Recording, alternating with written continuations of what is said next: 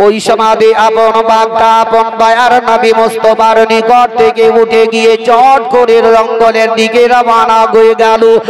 রাস্তায় চলতে চলতে চলতে চলতে কখনো আগে দিকে তাকায়, একবার পিছন দিকে নবী মুস্তাফার দিকে মুখটা ফিরিয়ে তাকায়। আল্লাহর নবী দুজাহানের আকা জনাবে মুহাম্মদ রাসূলুল্লাহ সাল্লাল্লাহু তাআলা আলাইহি ওয়াসাল্লাম ওই পাহাড়ের উপরে আপন বসে আছেন। এমন সমাধে বাগদি জঙ্গলে যাওয়ার পরে দেখা গেল কয়েকটা রাখালেরা সেই জায়গাতে বাপজি আমার ছাগল চড়াতে ছিল। রাখালদের দিকে একবার বাঘ তাকিয়ে দেখে, একবার নবী মুস্তাফার দিকে তাকিয়ে তাকিয়ে তাকিয়ে দেখে। এমনকি বাঘটা গিয়ে তার জবানে জবানে আসমানের দিকে একবার মুখটা ছেড়ে আল্লাহ দরবারে বলতে লাগলো, ওগো আল্লাহ পাক পরওয়ারদিগারে আলাম, তুমি একবার আমার মানুষের নাই জবানটা খুলে দাও। ওগো আল্লাহ, যাতে এই সমস্ত রাখালদেরকে আমার নবী মুস্তাফার পরিচয়টা দিতে পারি। ওই জবানটা আপন আল্লাহ তাবারক ওয়া তাআলা বাঘের জবান খুলে দিল। বাঘ আপন জবানে জবানে বলতে লাগলো, ওরে রাখালে রে, তোদের এত ভাগ্য এত নসিবটা ভালো রে, আজকে বিশ্বের নবী এসেছে। যা যা নবীর কাছে কলমাটা একবার পড়ে ঈমান নিয়ে চলে আয়। বাঘ আপন তাদেরকে যেমনি বলে দিল, সমস্ত রাখালেরা ওই সমাধে আপন বাপজিরা আমার রাখালরা বলল, বাঘ রে, কখনোই এটা হতে পারে না, যেহেতু তুই একটা জঙ্গলের পশু, আমাদের ছাগল গোলা খাওয়ার জন্য আমাদের নিকটে এসেছি, তুই মিথ্যা মিথ্যা কথা বলে আজকে আমাদের নিকটে প্রকাশ্য করে, তবে বাঘ চলে যা, তোর কথা আজকে আমরা বিশ্বাস করব না। বাঘ আপন তাবা মেরে গেল। আপন বাঘের দুই চোখে পানি ঝরঝর করে চলে যায়। বাঘ দ্বিতীয়বারে বলে, ওরে রাখালে রে, আমি একটা জঙ্গলের পশু রে, আমি একটা জঙ্গলের বাঘ রে, তাই আমার কথা তোদের বিশ্বাস হয় না, তবে আমি একবার বলি রে, ওরে যা যা, নবী মুস্তাফা যদি একবার চলে যান তবে আর কোনো দিন নবীর সঙ্গে সাক্ষাৎ হবে না। এই কথা বলতে যত সমস্ত ছাগল গোলা ছিল জমিনের মধ্যে মুখ লাগিয়ে খাবার খেতেছিল, ওই সমাজে ছাগল গুলা নবী মুস্তাফার কথা শুনে আসমানের দিকে মুখটা ছেড়ে দিয়ে তারা আপন বাবা এমনকি খাওয়া দাওয়া বন্ধ করে দিল, তাদের জবান এমনকি বন্ধ হয়ে গেল।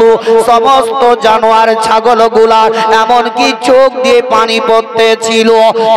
রাখালদেরকে ওই বাঘ আপন বলল, শুনো রে, শেষবারের মতো তোমাদেরকে আমি বলি, তোমাদের সমস্ত ছাগল গোলাকে একত্র করে আমার সম্মুখে রেখে দাও, তোমাদের ছাগল গোলা গিনতি করে আমার সামনে রেখে দাও, তোমাদের ছাগল গোলা আমি দেখতে থাকবো যতক্ষণ পর্যন্ত নবী মুস্তাফার নিকট থেকে না আসবে, আমি তোমাদের ছাগলের কাছে বসে থাকবো। তবে একবার চলে যাও। ছাগল গোলা আসমানের দিকে মুখ ছেড়েছিল, সেইটা দেখার পরে রাখালদের মনের মধ্যে বিশ্বাস হয়ে গেল। তারা দৌড়ে দৌড়ে দৌড়ে দৌড়ে দৌড়ে দৌড়ে বিশ্বের নবীর কাছে চলে গেল। আল্লাহর নবী দুজাহানের আকা নবী মুস্তাফা আমার যখন যেই জায়গাতে কলমার দাওয়া দিতেছিলেন সেই জায়গাতে রাখাল গোলা হাজির হয়ে গেল। রাখালরা বলল, ওগো আল্লাহর নবী গো, আপনার নিকটে এসেছি, আপনি আমাদেরকে কলমাটা পড়িয়ে দিন। বিশ্বের নবী আমার কলমা পড়িয়ে দিলেন। জোরে জোরে একবার পড়ুন, লা ইলাহা লা ইলাহা,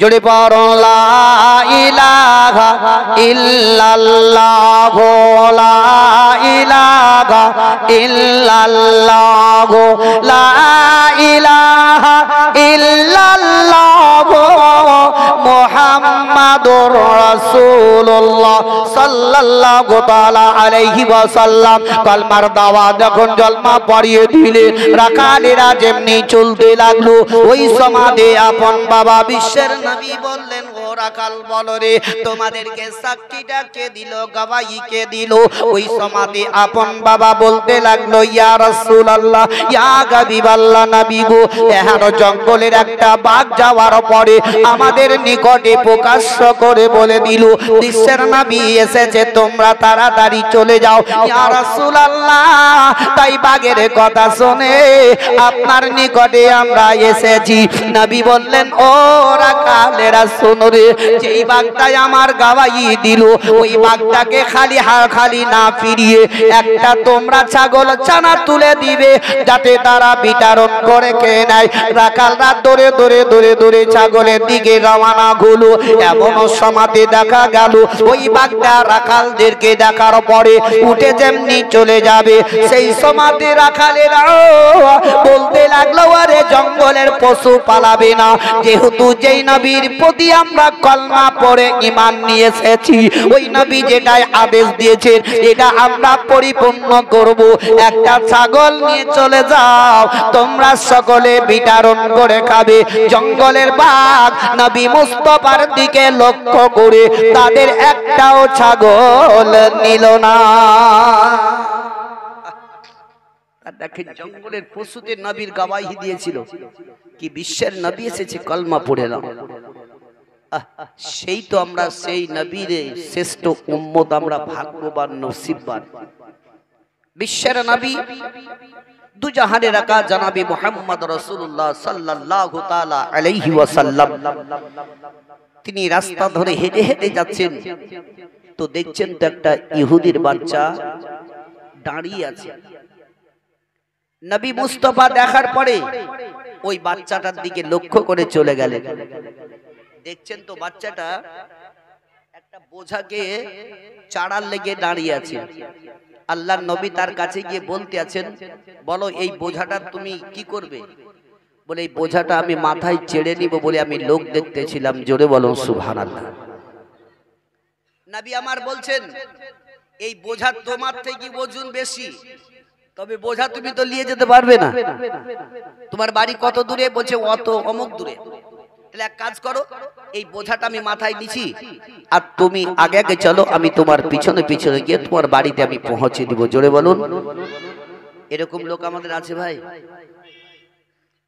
একটা মেম্বারকে যদি বলা হয় কি একটু বোঝাটা ছেড়ে দাও তো মেম্বার বলে ও আমি গায়ের মেম্বার আমার প্রেস্টিজে লাগবে তোর বোঝা ছাড়বো বলবে না তার কথাই হবে আলাদা কিন্তু যার জন্য সারা জাহানকে সৃষ্টি করেছে সে নবী আমার বলছেন আমি মাথায় তুলে নিছি তুমি চলো আগে আমি তোমার পিছে পিছে যাচ্ছি আল্লাহর নবী দুজাহানের রাগা জনাবে মুহাম্মদ রাসূলুল্লাহ সাল্লাল্লাহু তাআলা আলাইহি ওয়াসাল্লাম ওই সমাধি আপন বাপজিরা ভাইরা মা বোনেরা আমার এমন কি নবী মুস্তাফা আমার সঙ্গে সঙ্গে মাথার উপরে ওই বোঝাটা তুলে নামার পরে বাচ্চাটাকে আপন বলতে লাগলেন ওরে বাচ্চা এবার তোমার বাড়ির দিকে রওনা হয়ে যাও আমি বোঝাটা তোমার সঙ্গে নিয়ে যাচ্ছি দেখো নবী মুস্তাফার আদর্শটা কেমন ছিল নবী মুস্তাফার ব্যবহার কেমন ছিল নবী মুস্তাফাকে যে একবার দেখলো নবীর প্রতি সে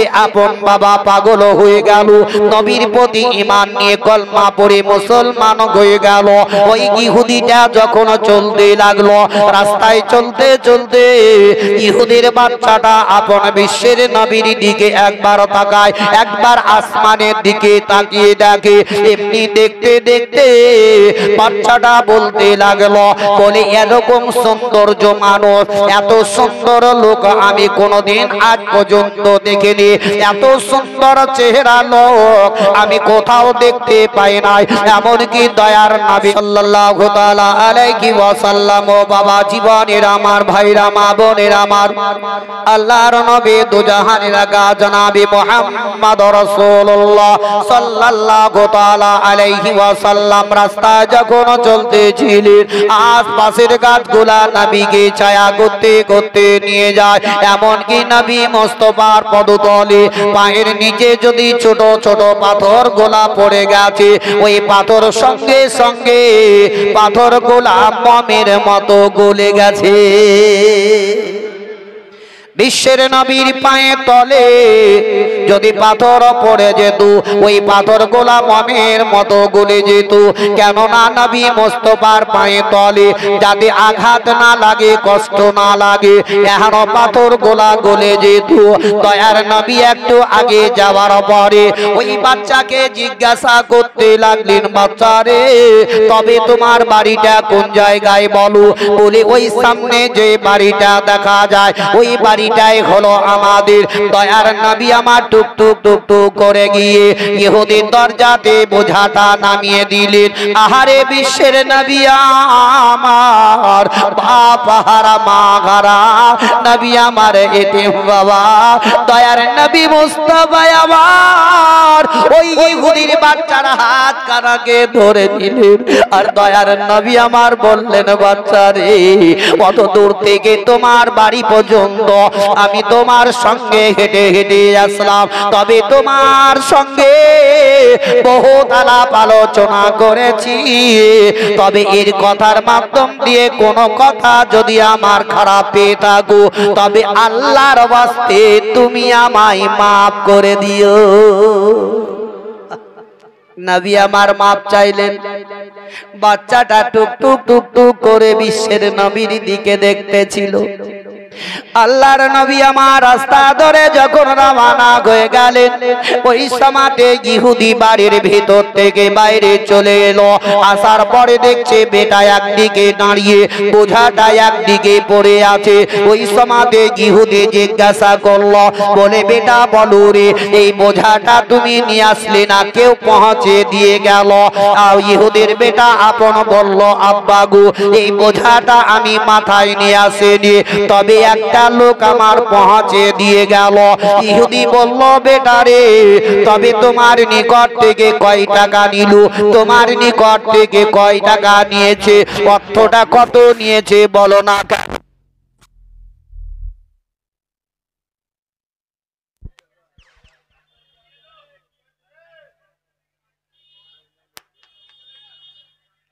hello hello hello hello hello আল্লাহর নবী দুজাহানের আকা জনাবে মুহাম্মদ রাসূলুল্লাহ সাল্লাল্লাহু তাআলা আলাইহি ওয়াসাল্লাম রাস্তা ধরে চলে যান। ইহুদিটা বাইরে আসার পরে ওই ইহুদির বেটা বলল, আব্বা গো যে লোকটা আমার বোঝা পৌঁছে দিয়ে গেল ওই লোকটা আমার নিকট থেকে 1 টাকাও নেয়নি, বিনা পয়সাতে আমাকে পৌঁছে দিয়ে গেল। ইহুদি বলতে লাগলো, তবে লোকটা এমন কি দয়ালু লোক কি তোমার নিকট থেকে 1 টাকাও নেয়নি? বলে, আব্বা গো ওই লোকটা এত ভালো এত ভালো এত দয়ালু কি ওই লোকটা দেখতে এত সুন্দর, আমি আজ পর্যন্ত মক্কা নগরে এত সুন্দর বাচ্চা আমি দেখতে পাইনি, এরকম সৌন্দর্য মানুষ আমি কোনোদিন দেখতে পাইনি, এত নুরানি চেহারাওয়ালা তার মুখের মধ্যে দাঁড়িয়ে আছে গো আব্বা। ইহুদি বলল, বেটা রে তবে লোকটা গেল কোন দিকে একবার বলো, আমি ওই লোকটার সঙ্গে আমি সাক্ষাৎ করব। যখন এই কথাটি বলে দিল সঙ্গে সঙ্গে ইহুদিটা টুক টুক টুক টুক টুক টুক করে একটু আগে যাওয়ার পরে দেখতে পেল ওই নবী মুস্তাফা যে রাস্তা দিয়ে চলে যান, দয়ার নবী মুস্তাফাকে আব্রাহামের ছায়া করতে করতে নিয়ে যায়। ইহুদিটা আগে দাঁড়িয়ে গেল। আল্লাহর নবী দুজাহানের আকা দয়ার নবী মুস্তাফার সম্মুখে ওই ইহুদিটা দাঁড়িয়ে পরিচয়টা যেমনি আপন চেয়ে নিল, দয়ার নবী মুস্তাফা তার সঙ্গে কথা বলতে আপন বুঝে গেল এটা এমন কেউ নয়, ইনি হচ্ছেন একমাত্র রহমাতুল লিল আলামিন। ইহুদি ওই জায়গায় সঙ্গে সঙ্গে নবীর কাছে কলমা পড়ে ঈমান নিয়ে আসলো। জোরে বলো। তাই নবীকে যে দেখি সে আপন পাগল হয়ে যায়। আমরা নবীর পাগল দিওয়ানা রে সোনার মদিনা, আমরা নবীর পাগল দিওয়ানা, আমরা নবীর পাগল দিওয়ানা রে সোনার মদিনা, আমরা নবীর পাগল দিওয়ানা। মক্কা হতে মদিনা যেতে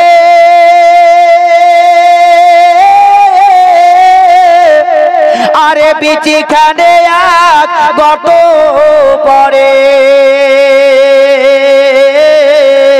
মক্কা হতে মদিনা যেতে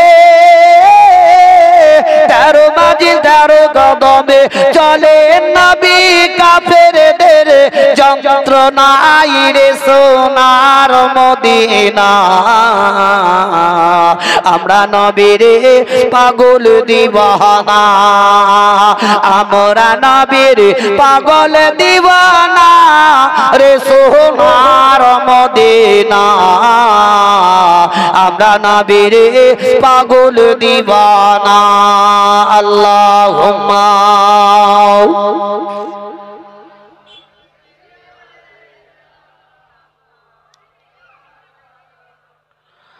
وعلى آل سيدنا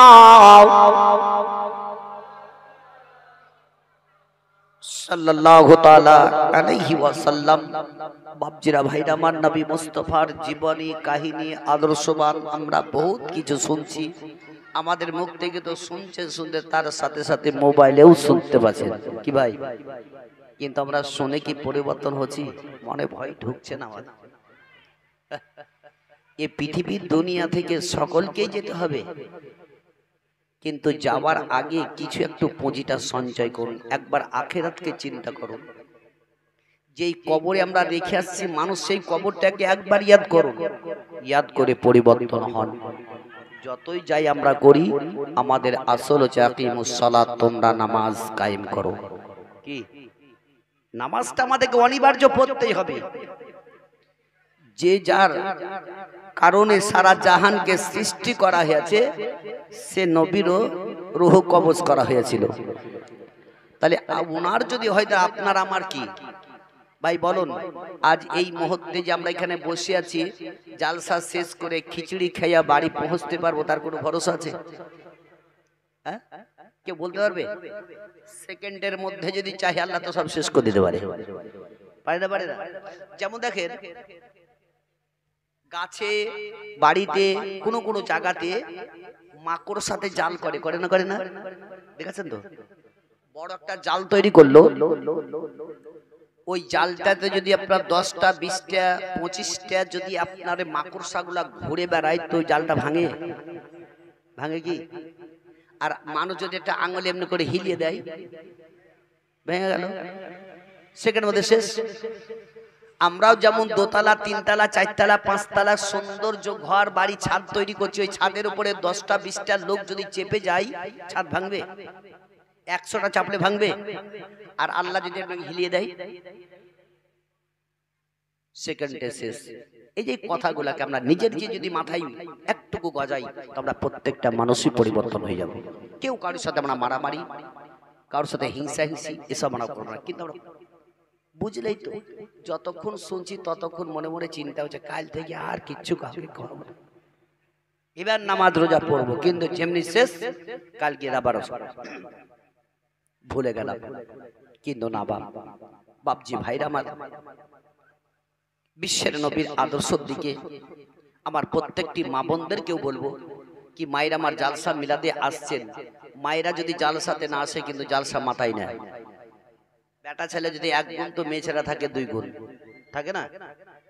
দেখবেন চাঁদা পয়সা যদি দিতে চাই, তো একমাত্র মেয়েরাই বেশি দান করে না? প্রত্যেকটা জালসাতে আমরা দেখতে পাই। কিন্তু আল্লাহ তাদের দিলটাও খুব নরম দিয়েছে। তবে ওই মায়েদেরকে আমি বলবো, এ মা দরদি জননীর আমার, একটু পরিবর্তন হন। হাদিস কোরআন জীবনী কাহিনীর দিকে আমরা শুনে শুনে যদি একটু পরিবর্তন হতে পারি তবে আমরা লাভবানী। যেমন কি বিশ্বের নবী আমার টুকটুক করে তিনার বিবি, যার নাম হচ্ছে হযরতে মা খাদিজা রাদিয়াল্লাহু তাআলা আনহার বাড়িতে চলে গেলেন। হযরতে খাদিজা রাদিয়াল্লাহু তাআলা আনহা বিশ্বের নবীর রাস্তাটা দেখতেছিলেন, কতক্ষণে নবী আমার আসবেন। এখানেও বিশ্বের নবী আমার খাদিজার বাড়িতে যাওয়ার পরে নবী যখন একটি আওয়াজ দিলেন, সঙ্গে সঙ্গে দয়ার নবীর আওয়াজ পাওয়া মাত্র হযরতে খাদিজা দরজাটা খুলে দিলেন। জোরে বলুন সুবহানাল্লাহ। ওই সমাদে হযরতে খাদিজা রাদিয়াল্লাহু তাআলা আনহা বিশ্বের নবীর দিকে লক্ষ্য করে দেখলেন। দেখছেন তো দয়ার নবীর শরীরের মধ্যে কাঁপুনি রয়ে গেছে, এমন কি কাঁপুনি যে উঠে গেছে, থরথর করে নবী আমার কেঁপে যান। হযরতে খাদিজা দেখার পরে কাঁদতে লাগলেন। হযরতে খাদিজা রাদিয়াল্লাহু তাআলা আনহা বললেন, ইয়া রাসূলুল্লাহ, ইয়া হাবিবাল্লাহ, নবী গো, ওগো আমার স্বামী মাথার মনে ননের তারা, আপনি কেন এইভাবে কাঁপতে আছেন? এতদিন ধরে আপনার সঙ্গে আমি বসবাস করলাম, তবে আপনার শরীরের কাঁপুনিটা আমি কোনোদিন দেখতে পাই নাই, তবে আজকের শরীরের কাঁপুনিটা কেন? হযরতে খাদিজার দিকে লক্ষ্য করে নবী আমার বললেন, খাদিজা, তবে একটু তুমি চোখের পানিটা বন্ধ করো। হযরতে খাদিজা রাদিয়াল্লাহু তাআলা আনহা বলেন, ইয়া রাসূলুল্লাহ, ওগো আমার স্বামী মাতার মনে ননের তারা, তবে আপনার শরীরের কাঁপুনি কেন? একবার আপনি আমার বলুন না কেন? হযরতে খাদিজা রাদিয়াল্লাহু তাআলা আনহাকে বিশ্বের নবী বললেন, খাদিজা, একটু তুমি আমার ভিতরে নিয়ে চলো। হযরতে খাদিজা ভিতরে নিয়ে গেলেন। দয়ার নবী মুস্তাফাকে একটি বিছানার মধ্যে আপন শুইয়ে দিলেন। দয়ার নবী মুস্তাফা হযরতে খাদিজার দিকে টুকটুক করে তাকিয়ে তাকিয়ে দেখছেন, আর খাদিজাও নবী মুস্তাফার দিকে তাকিয়ে তাকিয়ে দেখছেন। তাদের স্বামী স্ত্রীর মধ্যে এত মেল মহব্বত ছিল। হযরতে খাদিজা রাদিয়াল্লাহু তাআলা আনহা বলেন, ইয়া রাসূলুল্লাহ, ইয়া হাবিবাল্লাহ, নবী গো, ওগো আমার স্বামী গো, আপনার শরীরের কাঁপুনিটা বেড়ে যাচ্ছে, আপনার কাঁপুনি বন্ধ হয় না কেন? তবে এমন কি হয়েছে বলো না কেন? নবী আমার বললেন, খাদিজা, তবে একটু চোখের পানি বন্ধ করো। আমি নবী মুস্তাফা, আমি আর সহ্য করতে পারি নাই। ওগো খাদিজা, তবে একটা চাদর নিয়ে আমার শরীরের মধ্যে ঢেকে দাও, নচেত আমার কাঁপুনি বন্ধ হয় নাই। হযরতে খাদিজা রাদিয়াল্লাহু তাআলা আনহা চট করে ঘরের ভিতরে যাওয়ার পরে একখানা চাদর নিয়ে বিশ্বের নবীর উপরে চড়িয়ে দিলেন। আর দয়ার নবী মুস্তাফা খাদিজাকে দেখেন, আর খাদিজা নবী মুস্তাফাকে দেখেন। এমনি করতে করতে শরীরের কাঁপুনিটা তবুও বন্ধ হয় না। অনেকে দেখবেন মানুষের শরীরের মধ্যে কাঁপুনি জ্বর চলে আসে, চাদরে বাবা ঢেকে দিয়েও কাঁপুনি বন্ধ হয় না। লেপ একটা নয়, দুইটা নয়, তিন চারটা লেপ দেওয়া সত্ত্বেও যদি আপন কাঁপুনি বন্ধ না হয়, তখন হয়তো বলবে, মা গো, ওগো আমার গর্ভধারিণী মা, একবার তুমি আমার চিপে ধরো মা, আমি আর থামতে পারি না গো মা।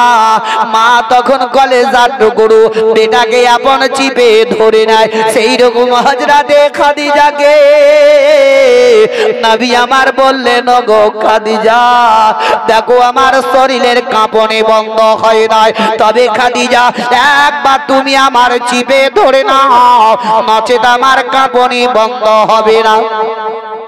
হযরতে খাদিজা রাদিয়াল্লাহু তাআলা আনহা বিশ্বের নবীকে যেমনি আপন চিপে ধরে নিলেন, সঙ্গে সঙ্গে নবীর কাঁপুনিটাও বন্ধ হয়ে গেল। জোরে একবার বলুন সুবহানাল্লাহ। হযরতে খাদিজা রাদিয়াল্লাহু তাআলা আনহা বলেন, ইয়া রাসূলুল্লাহ, ইয়া হাবিবাল্লাহ, নবী গো, এতক্ষণ ধরে আপনার শরীরের কাঁপনি বন্ধ হয় না, তবে আপনাকে একবার চিপে ধরা মাত্রে আপনার শরীরের কাঁপনিটা বন্ধ হয়ে গেল। কারণটা কি একটু বলো না কেন? আমি কিছুই বুঝতে পারি না। বিশ্বের নবী আমার বললেন, গো খাদিজা, আমি যখন তোমার বাড়িতে এসেছিলাম তখন আল্লাহর অগণিত ফেরেশতারা তোমার বাড়ির চারিপাশে হাজির ও উপস্থিত ছিল। ও গো খাদিজা, এ খাদিজা, তুমি যখন আমাকে চিপে ধরে নিলে তোমার মাথা থেকে সামান্য একটু কাপড় হটে যায়, আর একটু কাপড় হটে যাবার কারণে আল্লাহর ফেরেশতারা সবাই আসমানের দিকে চলে গেল, আর আমার শরীরের কাঁপনিটাও বন্ধ হয়ে গেল। এখানে কি বুঝলেন ভাই? হযরতে খাদিজার একটু সামান্য মাথার কাপড় হটে যাওয়ার কারণে আল্লাহর ফেরেশতারা চলে গেলেন। একটুকু যদি হটে যাওয়ার কারণে যদি আল্লাহর ফেরেশতারা যেতে পারেন, তাহলে আজকালকার পৃথিবীর মা বোনদের মাথায় তো দূরের কথা, পিঠ প্যাটেও ভালো হয়ে কাপড় থাকে না। কি তাহলে ওদের কাছে আল্লাহর ফেরেশতারা ভিড়বে না শয়তান ভিড়বে? বলুন, কি ভিড়বে? শয়তান ভিড়বে। এদের কাছে শয়তানই বেশি চালাচ্ছে।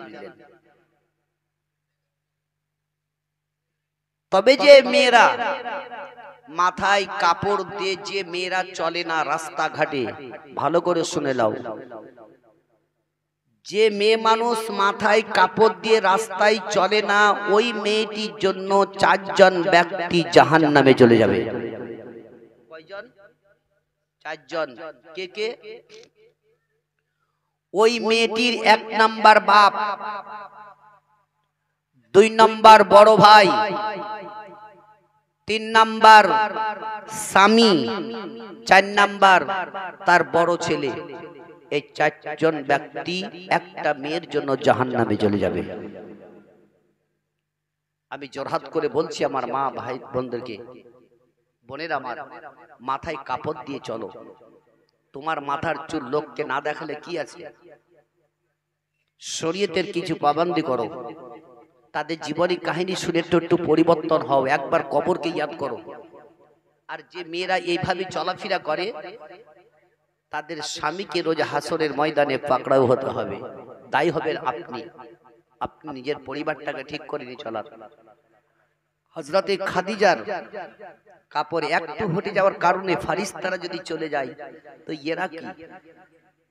এই জন্য এদের কাছে শয়তানি চালটা বেশি থাকে।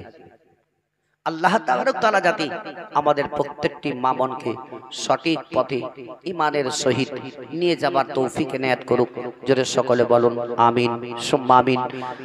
একবার দরুদ পাক পড়ুন, আল্লাহুম্মা সাল্লি আলা সাইয়্যিদিনা মাওলানা মুহাম্মাদ ওয়া আলা আলিহি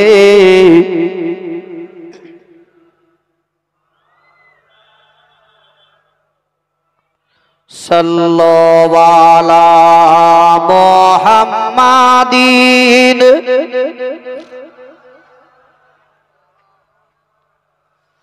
হরদম জবান সে নিকালো,